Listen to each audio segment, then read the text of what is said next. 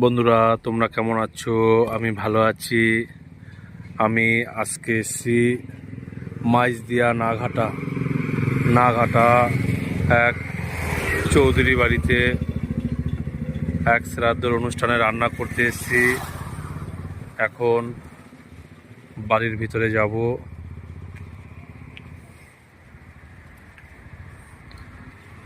বাড়ির ভিতরে চলে এসেছি।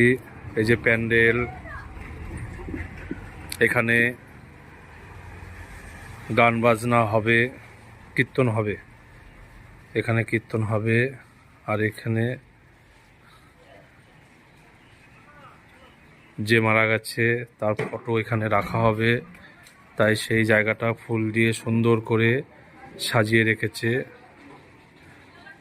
আমি এই সবে ঢুকলাম, এখনো লোকজন আসেনি, আসবে। আমি এখন রান্নার ওখানে যাব। শুভ ভাই আর মামি দুজনে চলে এসছে।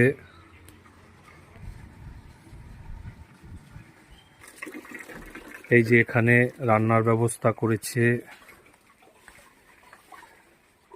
দুটো ওভেন এসছে, ছোট কাজ। আজকে 100 লোকের মতন রান্না হবে। রাত্রের অনুষ্ঠান। শুভ ভাই মামি আগে এসছে, আমি এখন আসলাম। রান্না হবে আলুর দম, ছোলার ডাল আর লুচি। এই যে ময়দা মাখা হবে। আর এদিকে ডিস্কোতে জল গরম হচ্ছে। এখানে ছোলার ডাল সেদ্ধ বসানো হবে। এই যে ছোলার ডাল, এই ছোলার ডাল সেদ্ধ হবে। আলুর দমের আলু কাটা হয়ে গেছে, এটা এখন তেলে ভাজা হবে।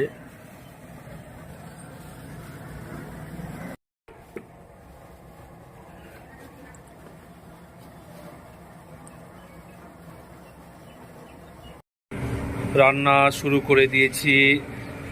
এদিকে আমের চাটনি বসিয়ে দিয়েছি, এটা চিনি ফোটানো হচ্ছে। আর আম এদিকে সেদ্ধ করে রাখা আছে, এটা সেদ্ধ আম। আর এদিকে ছোলার ডাল সেদ্ধ বসিয়ে দিয়েছি। ছোলার ডাল সেদ্ধ বসিয়ে দিয়েছি। এক এক করে রান্না শুরু করছি। আজকে শুভ ভাই আছে আর আমি আছি, সঙ্গে আছে মামি ডালের লঙ্কা চেরা হচ্ছে।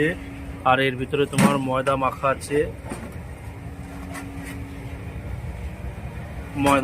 আছে, রাত্রে লুচি, ছোলার ডাল, আলুর দম এই আর আমের চাটনি, এই আছে আজকে রান্না 100 লোকের।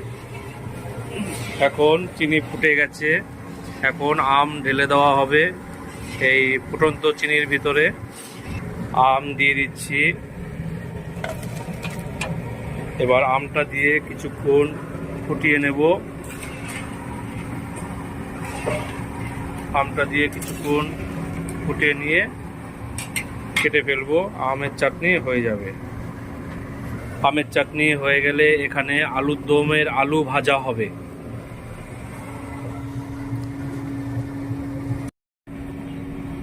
আম টকবক করে ফুটিয়ে নিচ্ছি, চিনির সঙ্গে আম টকবক করে ফুটিয়ে নিচ্ছি।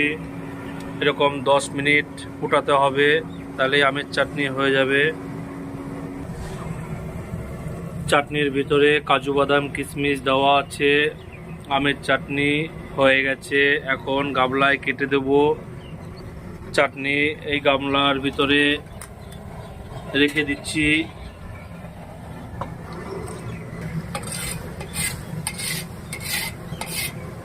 আমের চাটনি কাটা হয়ে গেছে, 4-5 পিস কাজু বাদাম দিয়ে দিয়েছি উপর দিয়ে, দারুণ লাগছে দেখতে। আমাদের আমের চাটনি হয়ে গেছে রান্না করা। এখন আলুর দমের আলু ভাজা হবে। কড়াইটা ভালো করে ধুয়ে তেল দিয়ে আলুর দমের আলুটা ভেজে নেব। কড়াইতে জল দিয়ে দিয়েছি। ভালো করে ধুয়ে নেব। কড়াইতে তেল দিয়েছি, এখন আলু ভাজা হবে।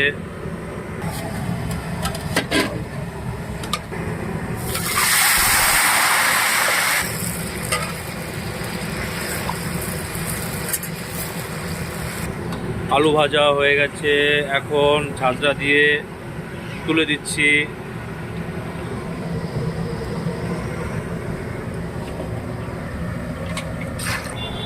এখন রান্না বসাবো, মানে আলুর দম আগে বসাবো, তারপরে ছোলার ডাল করব। তেল একটা বালতিতে কেটে দেওয়া হবে, এত তেল লাগবে না।